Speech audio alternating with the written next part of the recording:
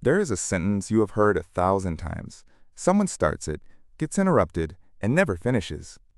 And even though the topic was trivial, even though it didn't matter at all, something in your brain would not let it go.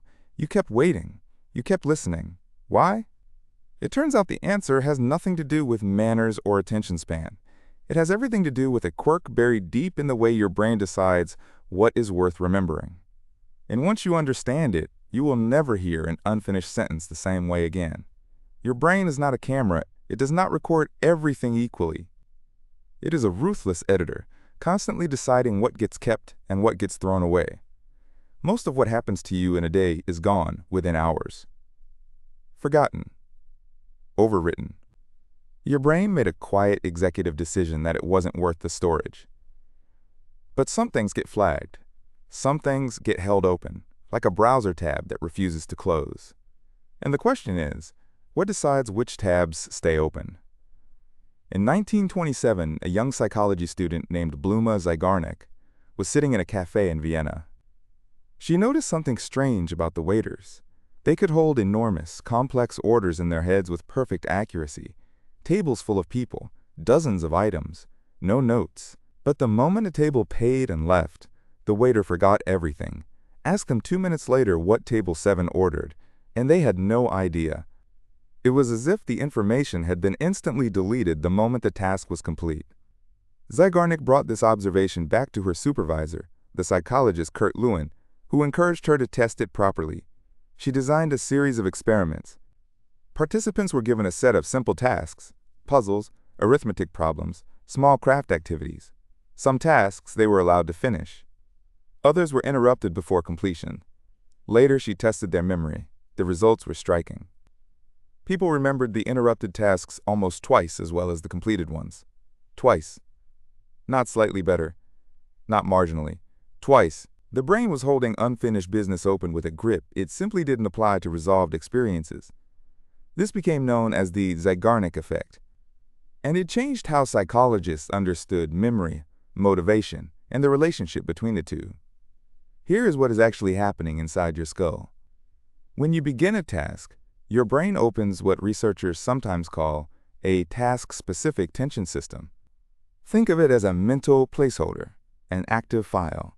Your brain allocates cognitive resources toward that goal, keeps it accessible, flags it as unresolved. This is useful. This is the mechanism that helps you remember you left the stove on, or that you promised someone a call back, or that a problem you started thinking about before bed still needs a solution. The brain treats incompleteness as urgency. Incompleteness means, do not close this yet. The moment a task is completed, the tension releases. The file closes. The brain reassigns its resources. And without that active tension, the memory fades quickly because it no longer needs to be held in working consciousness. Completion is, in a very real sense, the signal to forget. This is why the interrupted sentence bothers you.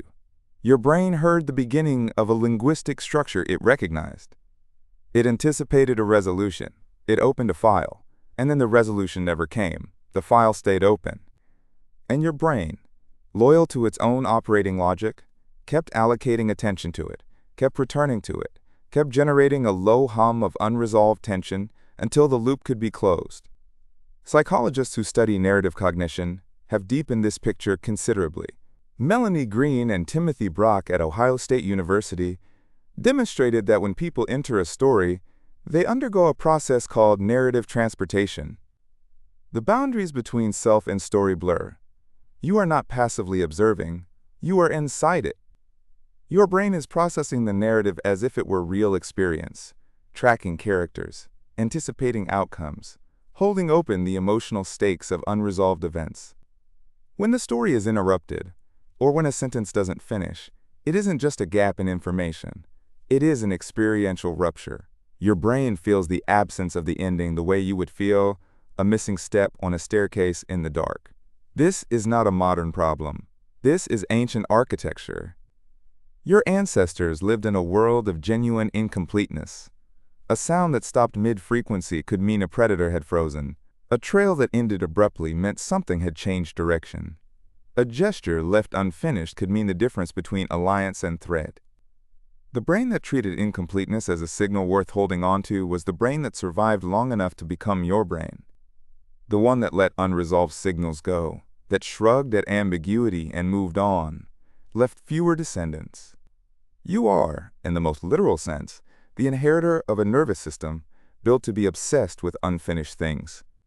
The writer and neurologist Oliver Sacks described patients with certain types of brain damage who could no longer hold open, unresolved cognitive loops. They appeared calm, untroubled, but they also could not plan, could not stay motivated, could not sustain effort toward goals that required time. The tension system wasn't just a quirk. It was the engine of persistence. Without it, nothing got done. Now think about what this means for every domain of your life where someone understood this mechanism before you did. Television writers have known about the Zeigarnik effect for decades, even when they didn't call it by name. The cliffhanger is not a narrative device, it is a neurological trap. It is a deliberate, surgical interruption placed at the moment of highest tension, precisely to ensure your brain opens a file it will not be able to close until next week.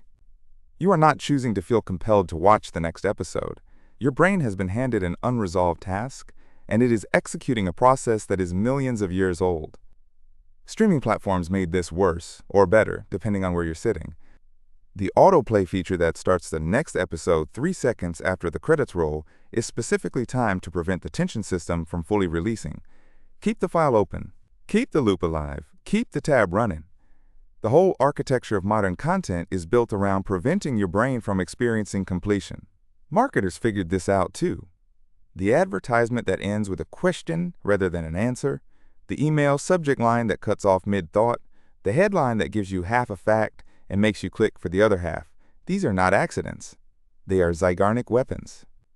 They open a cognitive file in you that you did not consent to open, and they hold it open until they decide to close it, usually on the other side of a purchase, or a click, or a sign-up. Psychologist Roy Baumeister, known for his decades of work on self-regulation and willpower, found something that connects this even further.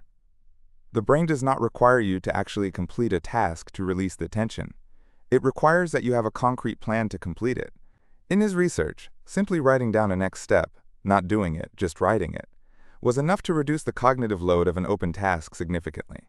The brain, upon receiving a credible commitment to future completion, would release its grip. Not fully, but enough.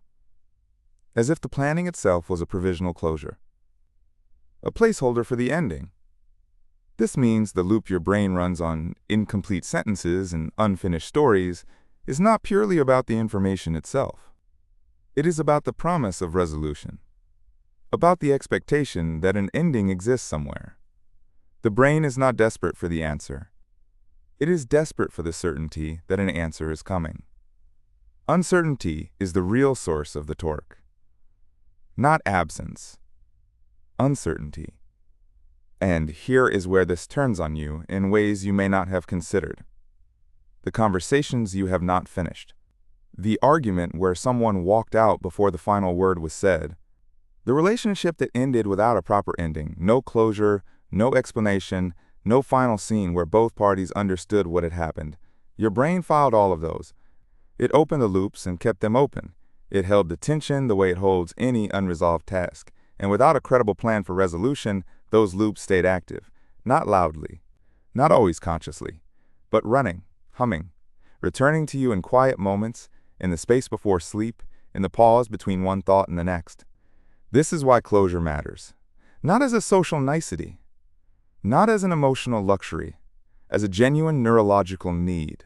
The brain is not being sentimental when it replays an unresolved conflict. It is performing exactly the function it was designed to perform. It is holding open the file. It is waiting for the completion signal that will let it release the tension and move on. The question is what you do with that knowledge. You can use it. You can deliberately open loops in your own thinking to drive motivation toward goals you want to pursue.